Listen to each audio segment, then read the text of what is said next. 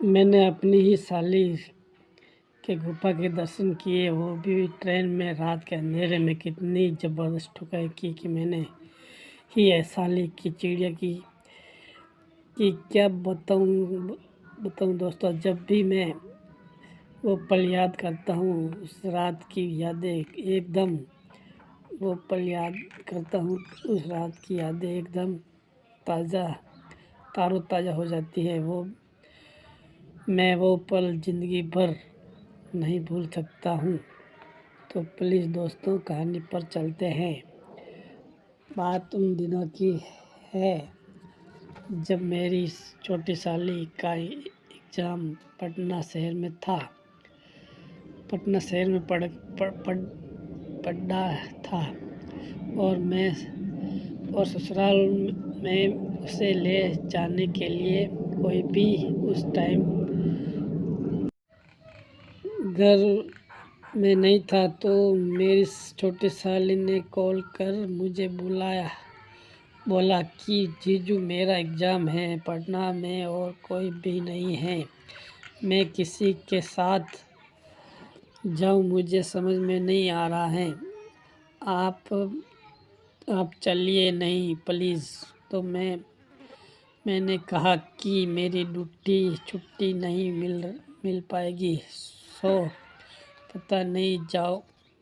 साली बोली कि आप टेंशन मत लीजिए, मैं दीदी से मैं बात कर लूँगी और आप टेंशन मत लीजिए कि मैं आपसे खर्चा कराऊँगी। जो भी खर्चा होगी मैं खुद करूँगी। तो मैंने मजाक में बोल दिया कि सोच लो, मैं जीजू हूँ तेरा, फिर बाद में मैं मत बोलना, मैं कुछ भी खर्चा करवा सकता हूँ। और हंसने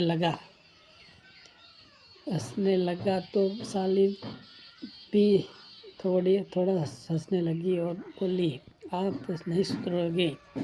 मैंने कहा, क्या फ़ायदा सुधर कर जब साली इतनी ज़बरदस्त हो। तो पल्ला कौन जीजा सुधरेगा, बल्कि सुधरा हुआ जीजा भी इतनी खूबसूरत और हाट साली साहिब को देखकर नीयत बिगड़ ही जाएगी। सॉरी दोस्तों, मैंने अभी तक अपनी साली साहिबा के बारे में तो बताया ही नहीं। मेरी साली का नाम काजल है और एग्रीगेशन की तैयारी कर रही हैं और साथ में कंपटीशन की भी तैयारी चल रही है और एग्ज़ाम भी उसी कंपटीशन का एक ही शायद यह रेलवे का कोई एग्ज़ाम था।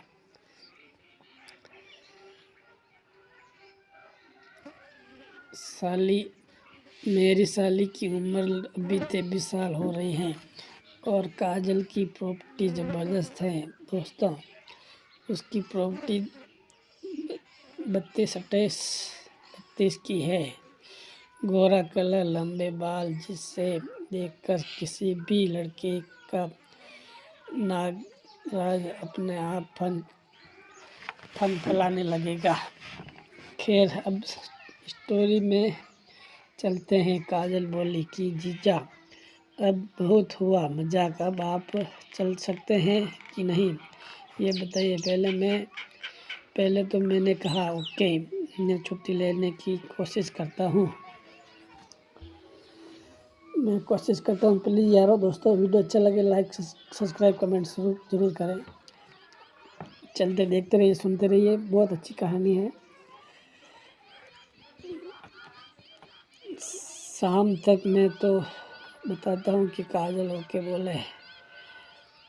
ओके बोल कर कॉल काट दिया। मैंने छुट्टी ले ली और मुझको छुट्टी मिल गई 2 दिन की। तब मैंने शाम में घर जाकर अपनी बीवी को सारी बात बताई तो वो बोली कि हाँ, मेरे से काजल की बात हुई है, आपको छुट्टी मिली कि नहीं।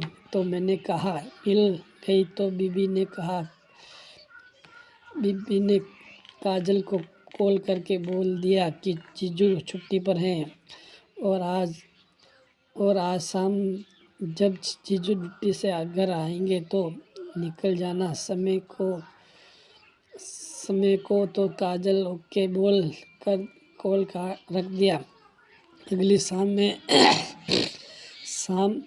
जब घर पहुंचा तो देखा काजल आई हुई हैं और वो एकदम मस्त लग रही हैं। तो मैंने कहा कि साली जी मेरी क्या लग रही हैं? तुम एग्ज़ाम देने जा रही हो या कहीं डेट पर जा रही हो? तो थोड़ा काजल मुस्कुराकर बोली, जीजू पहले रेडी होकर जल्दी से, ट्रेन का टाइम हो जाएगा, 8 बज गए, नहीं तो ट्रेन छूट जाएगी। आपको मैं नहीं छोड़ूंगा। मैंने कहा, क्यों गुस्सा होती हो साली जी, मैं अभी रेडी होता हूँ। इतना बोल के मैं रेडी होने के लिए चला गया। 6 बज चुके थे और हम भी रेडी हो चुके थे। तो हम दोनों निकल गए स्टेशन के लिए निकल गए। एक ऑटो लगभग 7 बजे स्टेशन पहुंच गया और ट्रेन का वेट करने लगे। मैंने काउंटर में जाकर पता लगाया तो ट्रेन की एक घंटे लेट चलाते जाकर पता लगाया तो पता चला ट्रेन 1 घंटा लेट है। फिर हम और काजल वहीं प्लेटफॉर्म पर बैठ कर ट्रेन का इंतज़ार करने लगे। 9 बजे ट्रेन आई और हम दोनों ट्रेन में बैठ गए। यह ट्रेन वाटानुकूल की एक्सप्रेस वाली थी। मतलब कि यह ट्रेन एसी वाली एक्सप्रेस ट्रेन। तो हम दोनों के अलावा केबिन में और कोई नहीं था, क्योंकि हमारे ससुर जी ने टिकट करवाए ही ऐसे थे। कुछ देर बाद काजल बोली, चलिए कुछ खा लेते हैं और सोना भी जल्दी है। प्लीज़ दोस्तों सब्सक्राइब कमेंट ज़रूर करें, क्योंकि कल एग्ज़ाम भी तो देना है ना। मैंने भी हाँ बोल दिया। कल काजल ने खाना निकाला और हम दोनों ने खाना खाते खाते थोड़ी हंसी मजाक कर चल रहा था। हमने नोटिस किया कि कल के एग्ज़ाम के लिए काजल थोड़ा नर्वस हो। तो मैंने कहा कि टेंशन मत लो, जो होगा जो देखा जाएगा, और हैप्पी अब बिंदास रहो, नहीं तो डर से जो भी याद होगा वो सब कुछ भूल जाओगे। तब जाकर काजल के चेहरे पर थोड़ी सी मुस्कान आई और एक खाना ख़त्म हो गया। अब बारी थी कि सोने के लिए। सीट तो थी अलग अलग, पर एक चीज़ मिस्टेक हो गई कि ठंड का मौसम था, ऊपर से ओढ़ने के लिए कुछ आया नहीं था, कंबल नहीं। मतलब कि जब काजल बैग से शॉल और कंबल निकालने लगी तो पता चला कि उसके बैग में केवल एक ही कंबल और तकिया है। मैंने कहा कि एक कंबल और एक तकिया मुझको भी दो, मुझे ठंड लग रही है। तो काजल बोली कि जीजू मैं सिर्फ अपने लिए लाई, आपके लिए मैं लाई भूल गई। यह सुनकर मुझको बहुत गुस्सा आया, क्योंकि रात का समय था, ऊपर से ठंड बहुत थी। मैंने सीधा अपने मोबाइल निकाला और बीबी को कॉल किया और बोला कि ना तो तकिया है और ना ही कंबल है, इतनी ठंड है, कैसे मैं रात भर रहूँगा।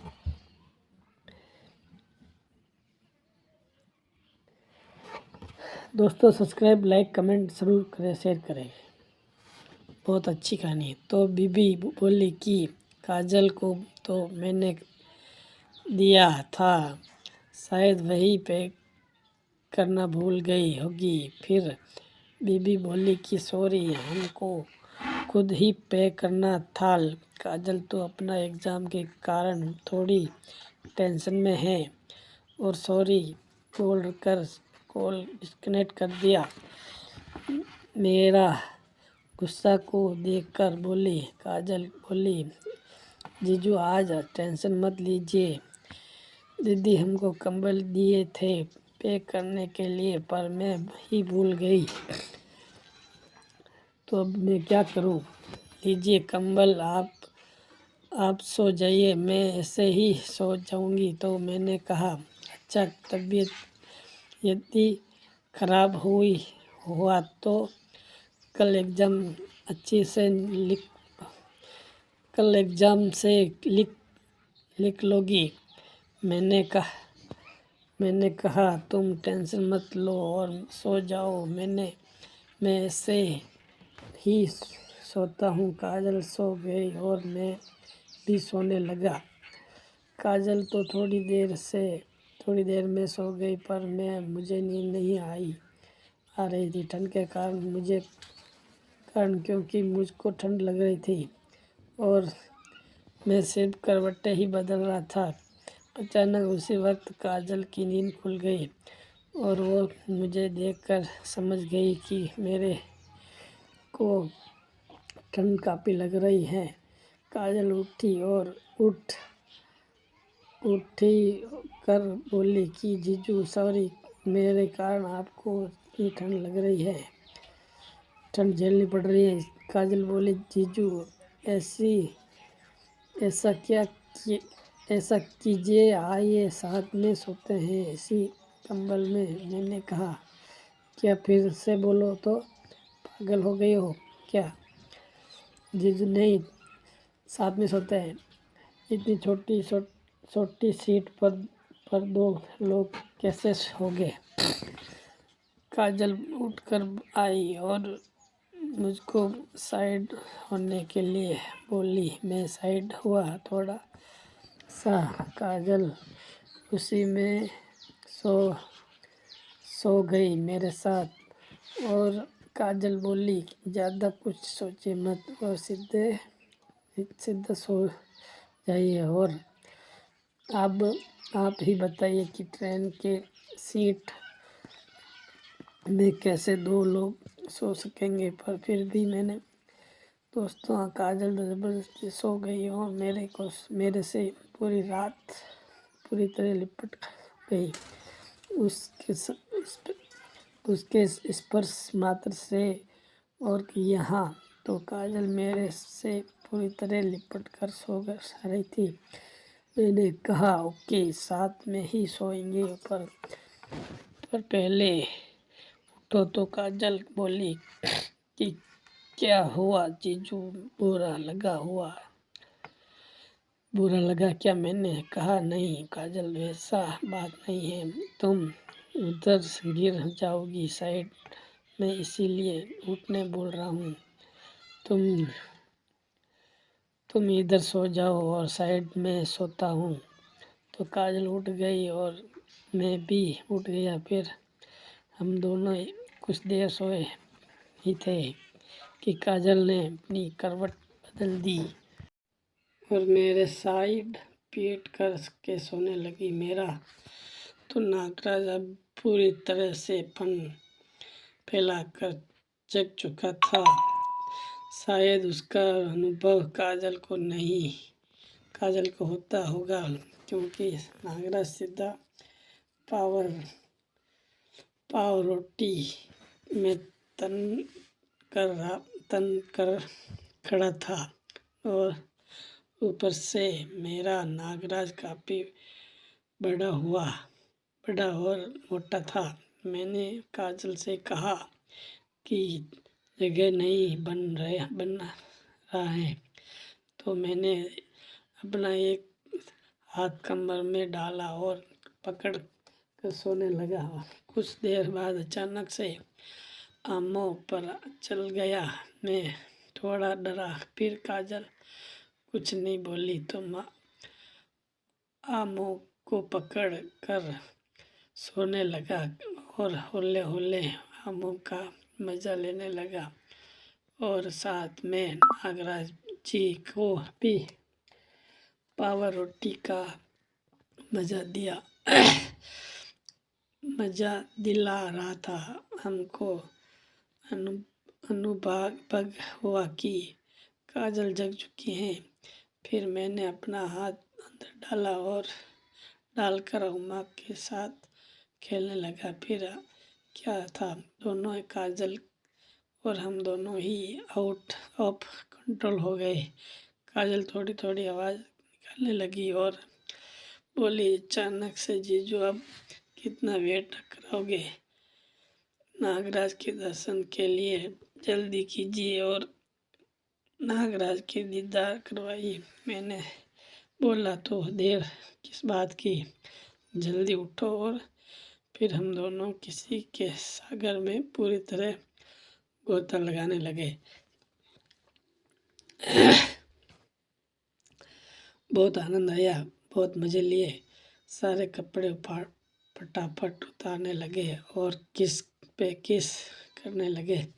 किस पे किस का सिलसिला बरकरार चलता ही जा रहा था और आमों का मज़ा भरपूर लेता जा रहा था। जल्द ही हम दोनों ही सारे कवर अपने अपने उतार के फ्री हो गए। काजल एक भूखे शेरनी की तरह नागराज को दबोच ली और टूट पड़ी। फिर चूसने, चाटने और किसियों कदम जोरों से चलने लगा। कुछ फिर उसके बाद हम गुणचित्तर के पोजीशन में पहुंच गए और नागराज की भूख मिटाने को सब आ गए, क्योंकि नागराज काफ़ी समय से इस पल का इंतज़ार कर रहा था। तो हम बिना देर किए नागराज को गुफा के दर्शन में सेट किया। तभी काजल बोल पड़ी, रुकिए, पहले नागराज को तेल का चढ़ावा तो चला लीजिए। फिर मैं बैग में से तेल निकाला और गुफा और नागराज दोनों को पूरी तरह से नहला दिया। फिर गुफा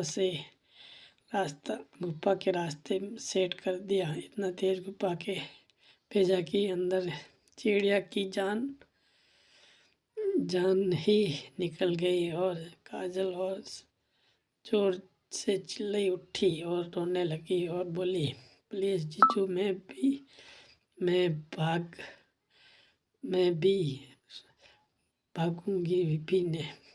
भागूंगी नहीं, कृपया आप आराम से। और ये चिड़िया और गुफा इसी नागराज का है, इसलिए थोड़ा आराम से डालिए। फिर मैं नागराज को हौले हौले गुफा में डाल रहा था। सच बताऊं दोनों, बहुत मज़ा आया इस रंगीन रात के सफ़र में। हम दोनों को बस इतना सी थी हमारी कहानी में। दोस्तों, आपको कैसी लगी हमारी कहानी?